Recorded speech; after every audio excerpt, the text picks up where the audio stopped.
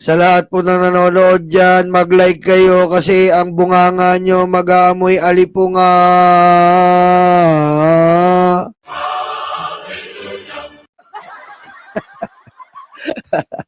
Puro kalokohan po. Okay, magsimula na po tayo. Magandami po tayong tatalakayin ngayon. Umpisahan na po natin ang mainit na balita ngayon. Anak ng butete, eto na. Eto na po, umpisahan na po natin. Anak ng buteteng laot, sana matupad to. Eto po, hello mga DDS. Goodbye Duterte. Sana all Bangladesh. Eto po ha, goodbye Duterte. Bangladesh ousted leader sentenced to death after crime against humanity. Grabe, palakpakan natin to. Palakpakan. Palakpakan po natin tong Bangladesh. Napakalupit po Bangladesh.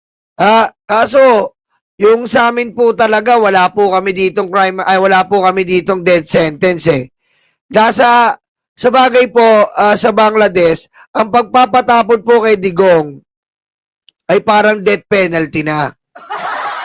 Kasi po, kung sa tutuusin lang po, kung sa tutuusin. Yung tanga at gago. The fake news yan, tinawag sa kongreso, nagtago sa Kung sa tutuusin nga po, lungga, matapang gaya nung interview natin kay Attorney DJ sa Bengador, lang talaga sa ay sinabi niya na grabe po pala mag-hearing dyan social sa ICC. media. 5 months, 6 months bago yung kasunod. Pero sa personal Per ano yun depensa prosecutor. lang pang So talaga pong uuudin na si Digong dyan. Uuudin po. nila. Talagang garapon po. Garapon, di leche, di sarsa, di hapkok, di putek. Duterte sa kalaw. Okay? Ang So hapkok ay talagang masusunog po si Digong dyan. Dahil po ganyan pala sa ICC. Halimbawa po, inarap po natin ngayon si Digong.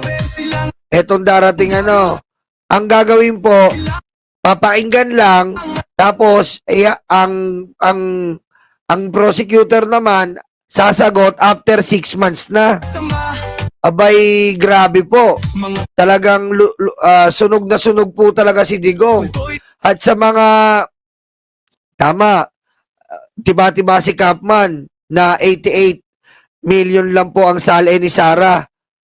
Raulo! Na walang hiya. Yun mo, 88 million lang daw ang sale niya. Tula Sino ba binabaliw nito? para nuga. Diba? Aling Si Kapman, 200 million, 88 million ka lang. dyan. Anong klase yan? Luya. Anyways, diba? At maganda po itong ng Bangladesh ha. Ito po, dagdag natin to. Former President Duterte, ito nga po, ay na-charge ng crime against humanity. Ayun nga po, ituloy natin ang kwento na grabe pala dyan sa ICC. Talaga po si Digong ay handang-handa na pong magpakasunog yan. Wala na po. Yung pong ni Digong, tatagal na mga hearing dyan, ay parang sintensya na rin po. Ilang buwan na siya dyan, mag-iisang taon ka na dyan. Diyan ka na magpapasko, Diggs. Diba? Diyan ka na magpapasko. Kaya good luck sa'yo. Diba? Diyan ka na. So, mag-ingat po yung mga gwardya dyan. Yung mga nakabantay po ng mga gwardya dyan. Kasi po baka ma-finger po kayo dyan. Wala pong patawag yung bangag na si Digong. So, napakaganda po netong hatid ng Bangladesh. Kaso nga po, ang problema natin, hindi na po ubra yan sa atin. Alam niyo naman sa atin, number 1 is human rights.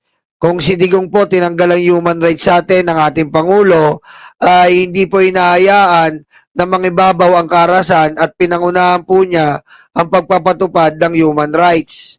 Kaya sana all na lang po tayo sa Bangladesh na death penalty. Pero tayo, umaasa naman po tayo na sa tagal-tagal po ni Digong sa ICC ay mapupunta po ng garapon. Yan naman po ang adikain natin sa buhay. Ang mapunta sa garapon, si Digong, di ba? Kasi mapunta lang po sa garapon yan, boundary na tayo eh. Di ba? Para nabigyan na po tayo ng justisya. Papunta lang sa garapon niya, boundary na tayo. Wala tayong pakialam kung maglulupasay sa galit yung mga lugan DDS. Wala tayong pakialam kahit anong gawin nila sa buhay nila.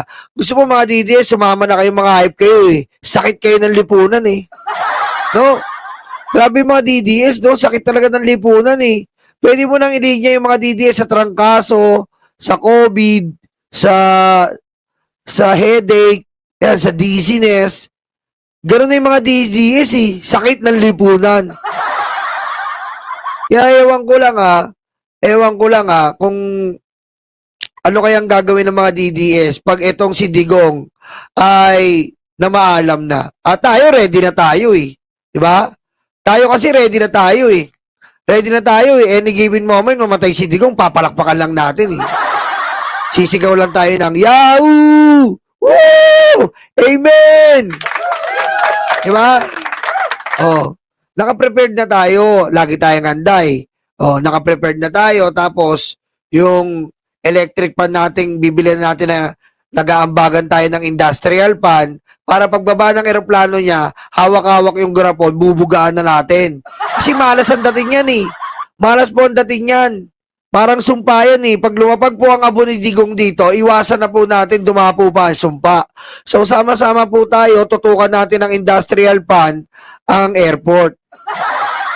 Para hindi na po makapasok po ang bad omen. Bad omen yan eh, yung abo ni Digong. Bad omen yan sa dala ng Pilipinas. Magdadala po yan ng unos, magdadala po yan ng dalamhati, magdadala po yan ng sumpa. Kaya doon pa lang, sa airport pa lang, huwag na natin nga yan papasukin. Okay? Kaya, abangan po natin ang mga susunod na balita dyan tungkol po sa ICC dahil malapit na po siyang umarap. Doon, nung November po kasi, I think September yata yon. September po yata, dapat babasahan siya. Kaso po, pinuspone kasi umaarte ang lolo mo. Umaarte. Hindi na daw siya makakilala. Wala na daw sa pag-iisip. May bagong drama si Kapman. Wala na sa pag-iisip. Kinakain niya na yung sarili niyang tae. Tinitikman-tikman na daw. Kaya hindi daw po narapat umarap sa sa ICC. So, na-postpone, di ba? Kasi sabi, wala daw sa tamang pag-iisip, nababaliw na. Oh, yung pampers niya, lagi daw pong inuubad, tapos hinihilamos yung tae niya. So, pasigtabi po sa mga kumakain ha. So, na reschedule. At ngayon po, matutuloy na po yun dahil kailangan na po talaga siyang basahan eh, itong nasa sakdal na to. So, matutuloy na po yun. Kaya yan po ang abangan natin, ang pagtuloy ng pagbasa ng sakdal ni Digong. Okay? Too much drama talaga mga Duterte. Grabe po sa drama. Very, very too much drama. Ha? Very, very too much drama. Hindi na natapos ang drama ni Digong. Nakakahiya ang presidente nyo. DDS, utak-luga. The DDS, tanga-tanga. The DDS, utak-luga. The DDS, tanga-tanga.